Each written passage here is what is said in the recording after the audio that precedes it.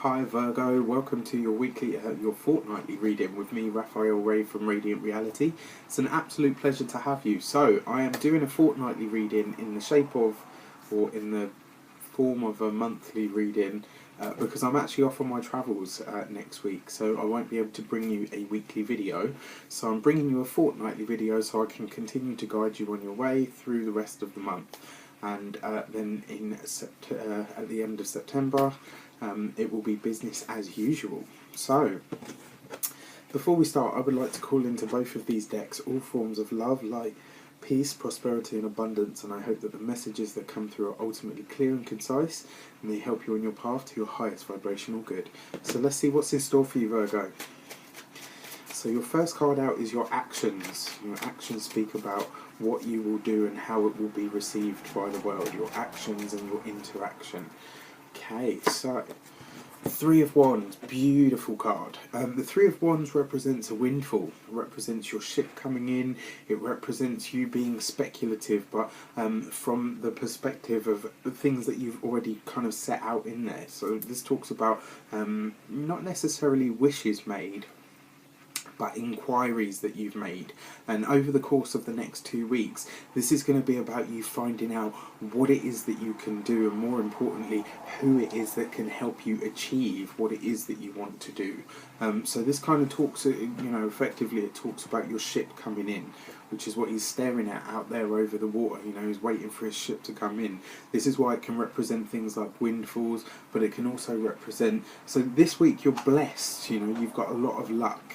And that kind of says to me that this is about, it's one of those cards that says your fate is what you make it over the next fortnight. So now that you've got the go-ahead, now that you've got the blessing, this comes in the form of knowing and understanding that the actions that you take now are paving the way to achieve and accomplish the things that you want. But more importantly, because the number 3 is all to do with communication and beauty and self-expression, this kind of says that you're going to find yourself meeting the right people. You're going to find yourself talking to people and interacting with people over the next 2 weeks that are going to be able to support where it is that you want to take your personal expanded vision.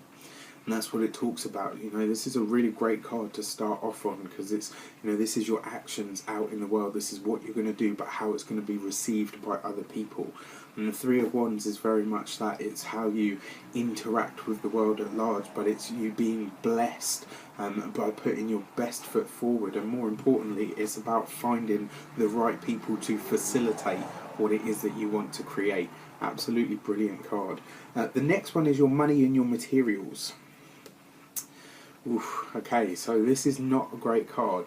I'm going to be honest with you. So in terms of, because we're reading cards in conjunction now, this is one of the reasons I love this format, because it doesn't just talk about the separate houses of what we're talking about, but it goes even further than that when you start to read the cards in conjunction. Okay, so this card is telling you it's talking about your windfalls, it's about finding the right people, it's about being supported by the right people to achieve what it is that you want to achieve. Then in your money and your materials, you've got the Five of Cups.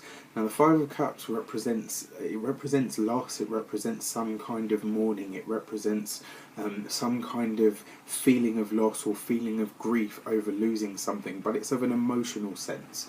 So when I see these two together, the other thing about this as well is when I see this card, I always say to people, this is not a week or a fortnight to overindulge, especially with the new moon in your sign.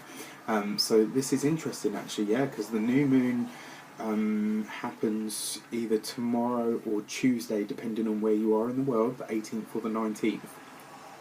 So certainly over the next 2 days, and certainly for the period of the next 2 weeks, because you never actualise something on the new moon itself, because there's nothing there to work with. It's just the pure potential. Also, there's no light. It's when you start to see the moon appear, that's when you can start to put things into action. So in terms of your money and your materials, this is basically saying to you, this is not the fortnight for you to do anything that is too speculative, anything that revolves around or has too much risk factor. So if you're playing, if you're into working with the stocks and the bonds and the shares and all that stuff, this is not a week to start betting on, or not betting, I mean, I don't really know much about it, obviously, but this is not a week or a fortnight for you to start just putting money into things that may not necessarily come into fruition, or things that are baseless. Anything that is completely brand new at this moment in time in terms of speculative investment is not really to be trusted, especially with the new moon. As the moon grows, so, you're talking around towards the week of the 29th, of running up to the Friday the 29th, that's when you're more likely to be luckier and more blessed with this stuff. When you read these cards in conjunction, this talks about your ability to be discerning. It's really important that you don't let people give you an expanded sense of what they are actually going to be able to deliver to you, because it will be you that loses out. And this is why I say to you, in terms of your finances, this is batten down the hatches sort of territory. This isn't the time to start kind of investing wildly and going crazy. Certainly, invest in things and put out the feelers out around people that can, that can help you and that can benefit you. And there will be a lot of opportunity in that respect. It's about you being discerning of which ones can actually help you, and more importantly, the ones that offer their help. A, can they be trusted, and B, are they able to deliver what it is that they're talking about? So be really discerning about that stuff over the next 2 weeks. In your heart and your hearth. So this is like your emotional relationships. This is the partner, the wife, the girlfriend, the boyfriend. It's the brother, the mother, all of those connections. It's the friends. It's all of your emotional or personal interactions, in terms of your heart and your hearth, which is effectively your home. So the Temperance card, Temperance talks about patience, but it also talks about spiritual distillation. Temperance is all about changing one thing from this into something completely different. It talks about the process of spiritual alchemy and actual alchemy as well. What is alchemy? It's taking your sorrows and your pain and your hurt and your heartache and transmuting that energy and turning it into something else, using the fire for fuel. Those words sound odd when I say it, because fire needs fuel. What I'm saying is, although this is a water card, in terms of your emotions, use that difficulty or that feeling of loss or that feeling of lack, and transmute the energy, turn it into one of a positive nature. And what do I mean by that? So Temperance also is represented about seeing the beauty in all things and all people. So even when something is difficult, it's about, what can I learn here? What can I take away from this situation that is actually positive, even though the rest of it is considered negative? Excuse me. Sorry about the dualistic terms. I really don't like them, but sometimes we're limited to the language that we have.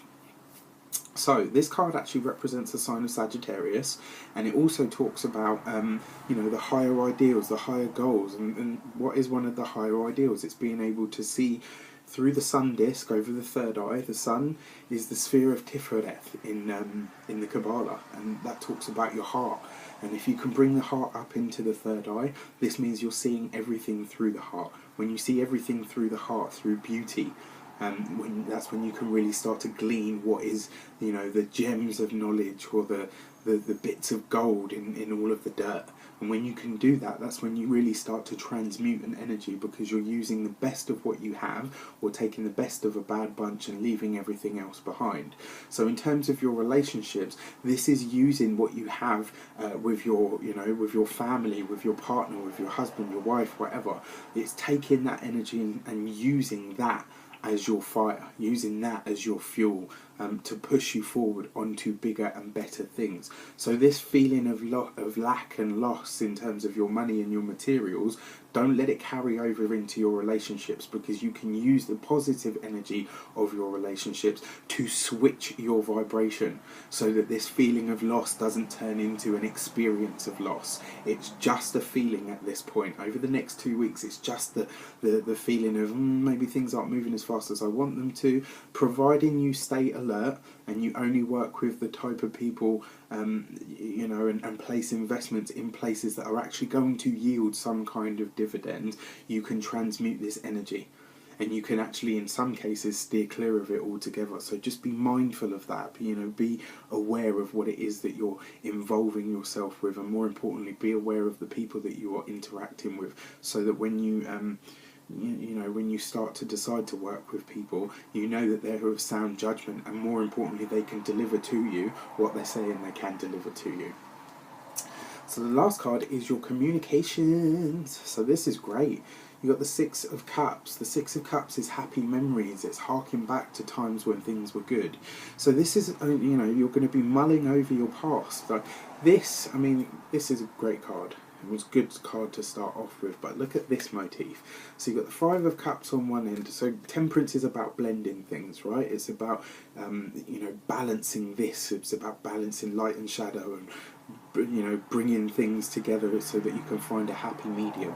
So on the one side you've got the mourning, you've got the loss, but the good thing about the Five of Cups is if you cannot cry over what's spilt or what's lost and acknowledge what you have in the positive form of the interactions, the relations, the love that is generating itself in your life, and then you can use that as your as your power pack going forward to speak your communication towards and with all people through the eyes of how you were when you were younger, harking back to times that were good, because the Six of Cups represents your past, but it represents your happy past. It represents the nostalgic part of you, where you start to say, oh, you know what, I remember this, and you smile about the memory and it brings up really good things.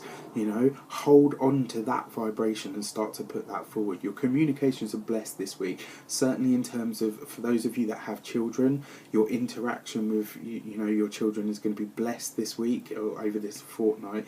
Your relationships with your children, relationships with younger people in general actually are going to be blessed, and certainly your home environment will have this feeling of, everything is sound, everything is good, everything is sound,